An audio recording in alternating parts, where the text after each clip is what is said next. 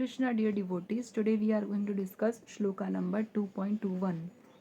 It is like this: Veda vinashinam nityam ya ena majam vyayam katham sa purusham partham ka घातयति हंतिकम।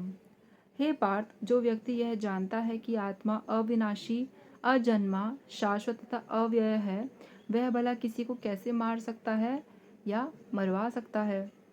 Srila Prabhupada ji द्वारा तात्पर्य श्रील प्रभुपाद जी की जय। प्रत्येक वस्तु की समुचित उपयोगिता होती है और जो ज्ञानी होता है वह जानता है कि किसी वस्तु को कहाँ और कैसे प्रयोग किया जाए। तो हर एक चीज़ का एक अपना यूज़ करने का तरीका होता है और जो इंटेलिजेंट व्यक्ति होता है उसे पता है कि कौन सी चीज़ को कहाँ पे यूज़ करना चाहिए, किस प्रकार से यूज़ करना चाहिए। इसी प्रकार हिंसा की भी अपनी उपयोगिता है। इसी प्रकार वायलेंस का भी अपना एक पर्टिकुलर प्लेस है कि कहाँ पे वायलेंस होना चाहिए और कौन सी कंडीशंस में वायलेंस किया जाना लीगल है, और इसका उपयोग ये जानने वाले पर निर्भर करता है। यद्यपि हत्या करने वाले व्यक्ति को न्याय संहिता के अनुसार प्राणदंड दिया जाता है। मतलब मान लो किसी ने किसी को मार दिया तो अकॉर्डिंग टू द लॉज उसे पनिशमेंट दी जाती है, किंतु न्यायाधीश को दोषी नहीं ठहराया जा सकता। लेकिन आप जज को दोषी नहीं बोल सकते, ठीक है, क्योंकि वह न्याय संहिता के अनुसार ही दूसरे व्यक्ति पर हिंसा किए जाने का आदेश देता है, क्योंकि वो अकॉर्डिंग टू द लॉज ही जिसने हिंसा की है उसके ऊपर जो है मतलब अकॉर्डिंग टू द लॉज ही वो किसी को पनिशमेंट देते हैं। यानी कि मतलब वो किसी को फांसी की सज़ा दे रहे हैं तो इसका मतलब नहीं कि आप जाके बोलो कि जज ने फांसी की सज़ा क्यों सुनाई, जज को ही फांसी दे दो, ये किसी और को मारने की कोशिश कर रहा है।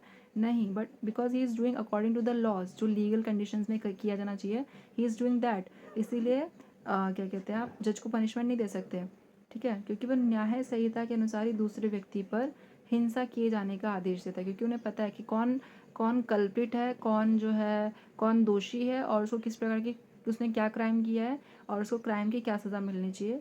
तो अकॉर्डिंग टू दैट वो उनको पनिशमेंट देते हैं। मनुष्यों के विधि ग्रंथ मनु संहिता में इसका समर्थन किया गया है। जो इंसानों के जो ग्रंथ है जिसमें से एक आता है मनु संहिता, उसमें इसका क्या किया है, समर्थन किया है। मतलब इसको वैलिड माना है, समर्थन किया है, ठीक है, कि हत्यारे को प्राणदंड देना चाहिए। अगर कोई किसी की हत्या करता है तो उसको प्राणदंड देना चाहिए, फांसी दे देनी चाहिए, जिससे उसे अगले जीवन में अपना पाप कर्म भोगना ना पड़े, ताकि उसको अपने अगले लाइफ में क्या इस चीज़ का पाप कर्म ना भोगना पड़े। अतः राजा द्वारा हत्यारे को फांसी का दंड एक प्रकार से लाभप्रद है। इसी तरह से राजा के द्वारा दिया जाने वाला हत्यारे को फांसी का दंड क्या अच्छा है ना, क्योंकि उसको अगले जन्म में उसका क्या कहते हैं पाप कर्म नहीं भोगना पड़ेगा। इसी प्रकार जब भगवान श्री कृष्ण युद्ध करने का आदेश देते हैं तो यह समझना चाहिए कि यह हिंसा परम न्याय के लिए है। देखो ये पूरे सब कुछ भगवान का ही है, एवरीथिंग इज ऑफ भगवान जी। तो हम भी भगवान जी के हैं, यानी कि दुर्योधन और पितामह भीष्म जी और द्रोणाचार्य वगैरह सब भगवान जी के ही अंश हैं। तो अगर भगवान और अर्जुन जी भी भगवान के अंश हैं, तो भगवान अपने एक अंश को कह रहे हैं कि दूसरे अंश के शरीर से उसकी आत्मा को मुक्त कर दो, ठीक है। तो भगवान जो कहते हैं वो मानना ही है, क्योंकि उनका ही ये सब कुछ है। मतलब वो अगर कुछ कह रहे हैं तो इसी प्रकार जब भगवान श्री कृष्ण अर्जुन जी को युद्ध करने का आदेश देते हैं तो समझना चाहिए कि ये हिंसा किस वजह से हो रही है, परम न्याय के लिए है। मतलब ये it is for the justice. और इस तरह अर्जुन जी को इस आदेश का पालन यह समझकर करना चाहिए कि भगवान श्री कृष्ण के लिए किया गया युद्ध हिंसा नहीं है।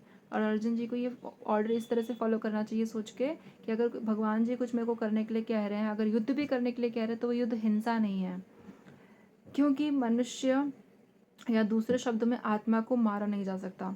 आप क्योंकि आत्मा को तो आप मार ही नहीं सकते, तो आत्मा तो नहीं मरने वाली है। अतः न्याय के हेतु तथाकथित हिंसा की अनुमति है।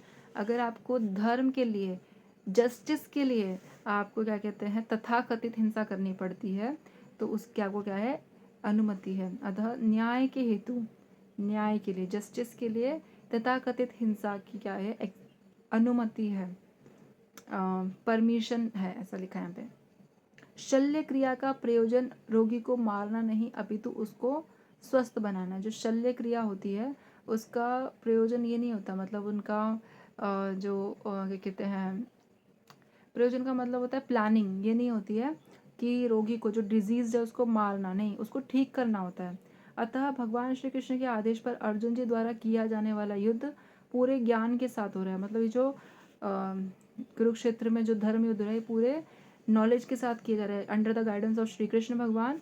और कौन कर रहा है, अर्जुन जी द्वारा किया जाने वाला ये युद्ध जो है पूरे ज्ञान के साथ हो रहा है, अतः उससे पाप फल की संभावना नहीं है, इससे कोई पाप फल नहीं मिलेगा। और जो इनका स्टार्टिंग में था कि व्यक्ति जो ये व्यक्ति जानता है, जिसे पता है कि आत्मा क्या है, अविनाशी है, मतलब उसका विनाश नहीं हो सकता, अजन्मा है, कभी जन्म ही नहीं लेता, शाश्वत है मतलब हमेशा रहेगा, तथा अव्यय है, ठीक है। वह क्या कहते हैं, अव्ययम का मतलब होता है निर्विकार, मतलब कोई उसको कुछ कर नहीं सकता। वह भला किसी को कैसे मार सकता है? क्या आप किसी की आत्मा को मार सकते हो? नहीं मार सकते। या आप किसी की आत्मा को मरवा सकते हो? नहीं मरवा सकते। Okay, so thank you so much dear devotees for listening to me. वंशा कल्पतरुभ्यश्च कृपा सिंधुभ्यैव च पतितानां पावनेभ्यो वैष्णवेभ्यो नमो नमः। अनंत कोटि वैष्णव वृंद की जय। ग्रंथराज श्रीमद् भगवद गीता की जय। श्रील प्रभुपाद की जय। नामाचार्य श्री हरिदास ठाकुर की जय। प्रेम से कहिए जय श्री कृष्ण चैतन्य प्रभु नित्यानंद श्री अद्वैत गदाधर श्री सदी श्री गौर भक्त वृंद की जय। हरे कृष्ण कृष्ण कृष्ण हरे हरे, हरे राम राम राम हरे हरे। ऐसे भगवान को याद करते रहिए। Thank you so much. Hare Krishna, धन्यवाद, प्रणाम टू ऑल द डिवोटीज।